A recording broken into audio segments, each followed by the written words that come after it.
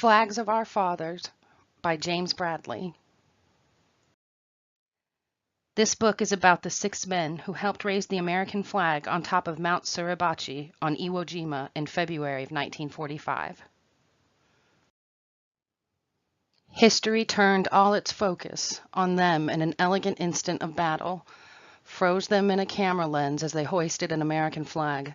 Their collective image became the most recognized, the most reproduced in the history of photography. It became everything except the salvation of the boys who formed it.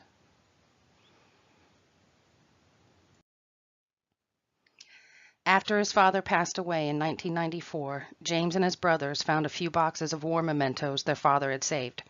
Among them was a letter written by a young John Bradley to his parents just after the flag raising. In the letter, John described the day of the flag raising as one of the happiest in his life. James was surprised to read this because for his entire life, the subject of Iwo Jima and the flag raising was taboo. He and his siblings knew not to ask about it, and if they did, their father would brush them off by saying he didn't remember what happened. If anyone came by the house to ask questions about it, they knew to tell them he wasn't home. This began 4 years of research. James wanted to know what happened between the time his father described as the happiest of his life to refusing to discuss it at all.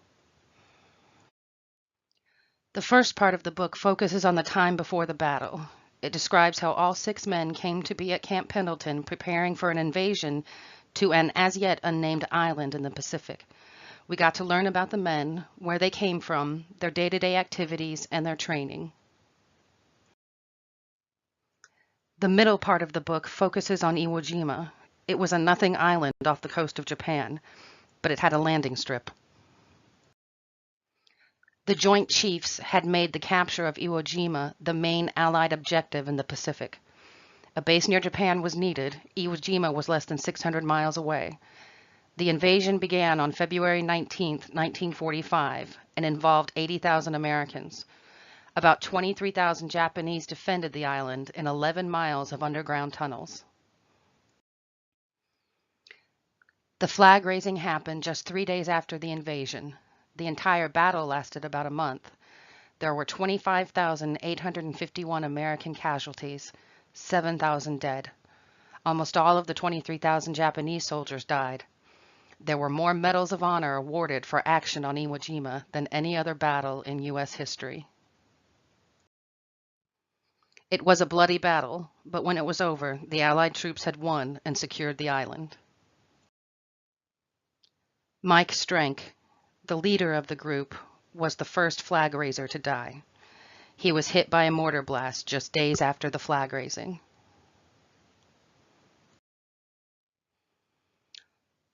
Harlan Block died only a few hours after Mike. He was also killed by a mortar blast. Young Franklin Sousley, the Kentucky Opie Taylor, was killed by a sniper on March 21st, almost at the end of the month-long battle. It's funny what a picture can do. Ira Hayes. President Roosevelt ordered the surviving flag raisers home to help sell war bonds. They went on publicity tours, starred in movies, and became national heroes. All 3 men were not prepared for their celebrity. They did not understand it. The photo was propagandized to sell more war bonds. The truths of the events were sometimes stretched and manipulated. When Ira Hayes was shown an enlarged copy of the famous image, he immediately spotted an error. One of the Marines in the picture had been incorrectly identified as Hank Hansen.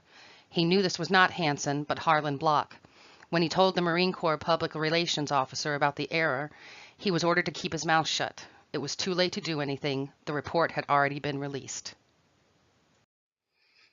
The 3 men could not understand their celebrity. They were all haunted by their memories of Iwo Jima, but they had no choice.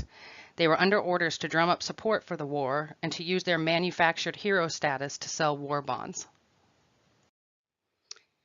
Rene Gagnon was a passive guy. He'd hoped to use his fame to start new businesses. He was married to a hateful woman. She loved the fame and the celebrity. She couldn't get enough of it. When he would have preferred to stop, it was at her urging that he continue. He was always under pressure to give her more. René's son described his father's life as an existence torn by the knowledge he had done something quite ordinary on the one hand, and the public's perception of him as an immortal hero on another. He died of a heart attack at the age of 54. Ira Hayes seemed to be the most haunted of all of the survivors. He pretty much spent his 10 years after returning home from Iwo Jima drunk. He was arrested 51 times, 49 of those after he returned from the war. He was found dead on January 24, 1955. He was only 32.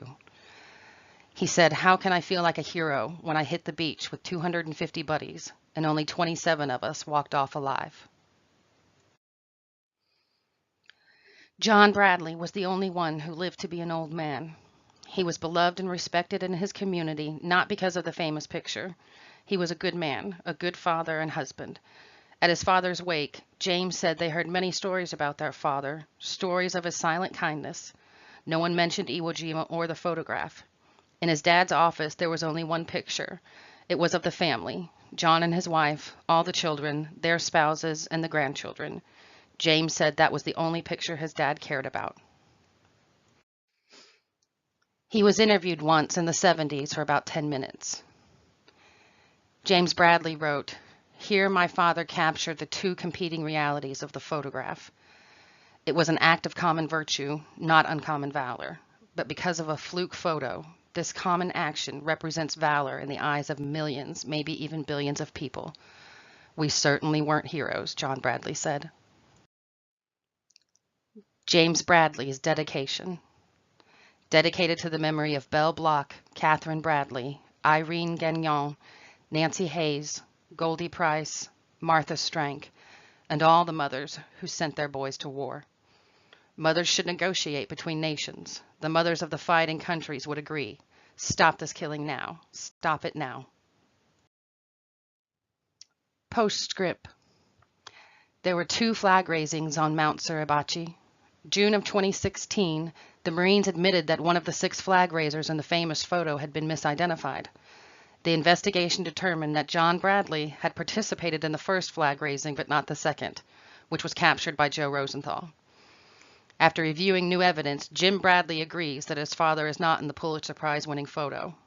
Bradley believes his father was unaware of the mistake due to the confusion surrounding the 2 separate flag raisings.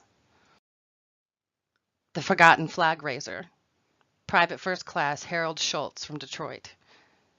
It took 70 years to correctly identify him. He was wounded 3 weeks after the flag raising. In 1995, he passed away at the age of 70. He never spoke publicly about his part in the flag raising. The title of the book is Flags of Our Fathers, not Flag of My Father. It is about all the boys who fought on Iwo Jima and beyond.